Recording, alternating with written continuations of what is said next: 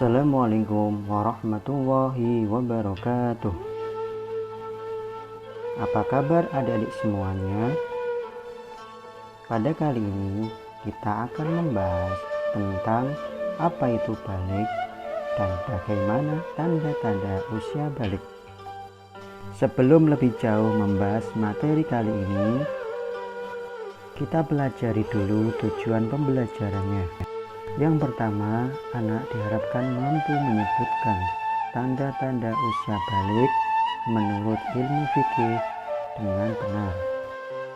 Tahukah anak-anak, mengapa adik bayi tidak berdosa ketika tidak mengerjakan sholat? Pertanyaan kedua, mengapa manusia diciptakan oleh Allah Subhanahu wa Ta'ala tidak langsung dalam bentuk dewasa? Mari kita mencoba mencari jawaban kedua pertanyaan tadi. Bila sudah menemukan jawabannya, simpanlah dalam pikiran anak-anak. Dan sebaliknya, bila belum menemukan jawabannya, jadikan rasa penasaran anak-anak untuk fokus memperhatikan pelajaran ini. Mari kita mencoba memahami apa itu balik. Balik berasal dari bahasa Arab balago yablughu bulugon fahuwa baligun. Balik artinya orang yang sampai. Di dalam gambar itu ada orang yang menaiki tangga. Pasti orang yang menaiki tangga akan sampai, yaitu sampai pada lantai di atasnya. Dari penjelasan arti bahasa, kira-kira anak sudah menemukan gambarannya atau belum? Balik adalah keadaan seseorang yang sudah mencapai kedewasaan. Kedewasaan yang dimaksud pada pengertian ini adalah dewasa menurut ajaran Islam. Pada batas umur itu, anak-anak sudah dianggap mampu untuk mengerjakan segala perintahnya Allah dan mampu untuk berusaha meninggalkan larangan-larangan Allah. Dan kalau sengaja meninggalkan perintahnya Allah atau sengaja melakukan perbuatan yang dilarang Allah, berarti dia harus menerima akibatnya, yaitu mendapatkan dosa dari Allah atau siksa nanti di neraka. Na'udzubillah. Kita diciptakan Allah Ta'ala di dunia ini tidak untuk bersenang-senang, tetapi kita diberi tugas oleh Allah Ta'ala untuk beribadah kepadanya. Mulai kapan kita diperintah? Kita diperintah Allah Ta'ala mulai dari awal balik. Keadaan balik seseorang dapat diketahui dengan beberapa tanda. Berbeda antara tanda balik bagi laki-laki dan tanda balik bagi perempuan. Bagi anak laki-laki, dapat dikatakan balik apabila dia sudah pernah mengalami peristiwa, yaitu mimpi basah. Apa itu mimpi basah? Yaitu peristiwa keluarnya sperma melalui mimpi yang dialami seorang anak laki-laki. Nah, terus bagaimana Pak kalau seandainya sudah berusia 14 tahun tapi belum mengalami yang namanya keluar sperma? Maka anak tersebut dikatakan balik ketika sudah menginjak umur 15 tahun. Sama halnya bagi anak perempuan, ketika sudah berusia 14 tahun namun belum pernah mengalami menstruasi, maka dia menunggu sampai 15 tahun. Maka ketika anak sudah berusia 15 tahun, dengan sendirinya dia sudah balik. Tanda balik bagi anak perempuan yaitu menstruasi. Paling cepat anak perempuan mengalami menstruasi pada umur 9 tahun.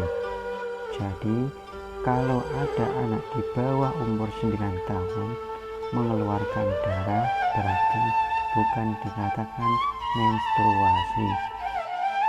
Karena balik merupakan salah satu fase perkembangan manusia, maka ada tanda-tanda perubahan fisik yang dialami anak menjelang masa baliknya.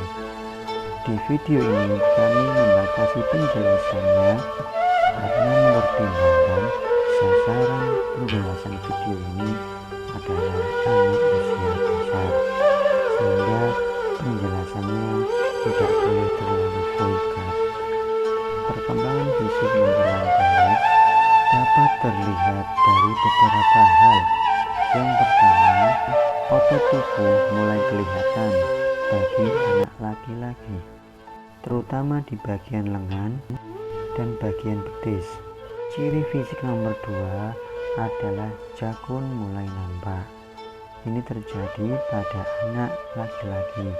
Ciri fisik yang ketiga adalah suara yang membesar, disebabkan karena pita suara yang membesar.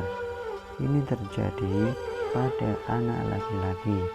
Ciri fisik yang keempat adalah munculnya bulu-bulu halus, terutama di bagian-bagian sensitif seperti di ketiak dan sebagainya. Ini terjadi bagi anak laki-laki maupun perempuan.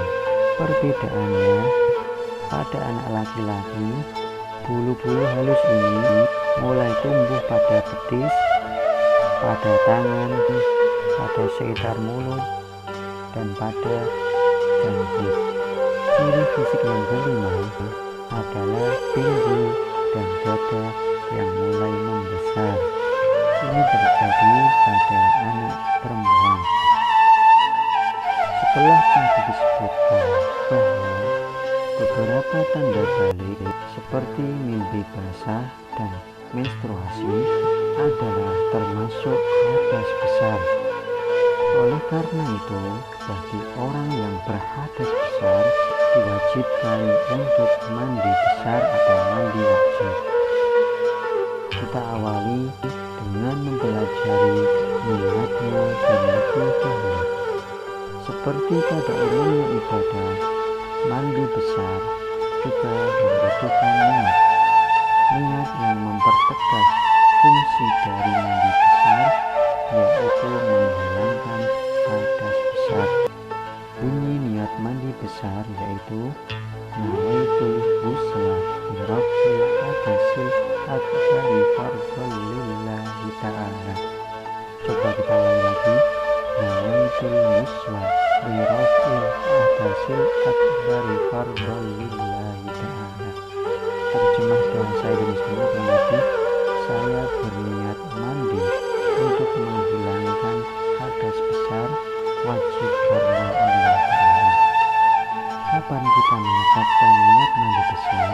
Jawabannya ada pada tata cara pelaksanaan mandi besar sebagai berikut.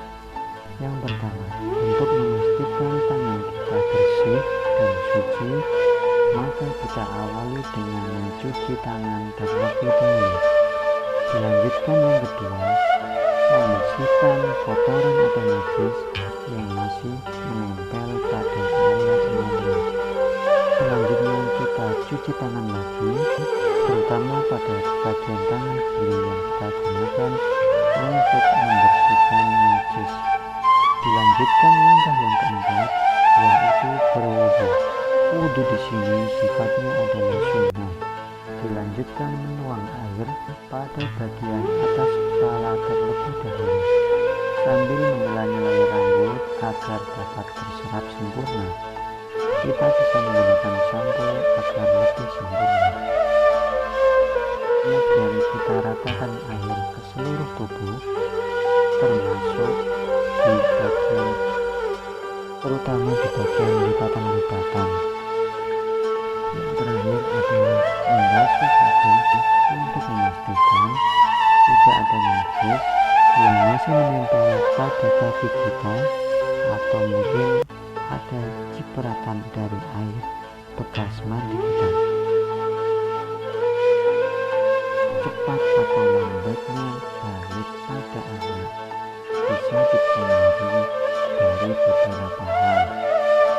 Yang pertama, faktor keturunan.